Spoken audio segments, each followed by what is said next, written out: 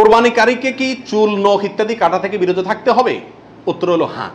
নবী রাসূলুল্লাহ সাল্লাল্লাহু আলাইহি ওয়াসাল্লাম বলেছেন, মান আরাদা আন ইউদাহিয়া, যে ব্যক্তি কোরবানি করার ইচ্ছা রাখে, পোষণ করে, ফালা ইয়াখুয মিন শা'রিহি ওয়া আযফারিহি শাইআ, সেই জন্য তার নখ, চুল ইত্যাদি কোনো কিছুতে হাত না দেয়। কোরবানির ঈদের 10 দিন আগে, চাঁদ যেদিন উঠবে ওই দিন থেকে নিয়ে ঈদের দিন পর্যন্ত এগুলো করা যাবে না। কি করা যাবে না? চুল, নখ ইত্যাদি কাটা যাবে না, কাটবে না কোরবানিকারী ব্যক্তি।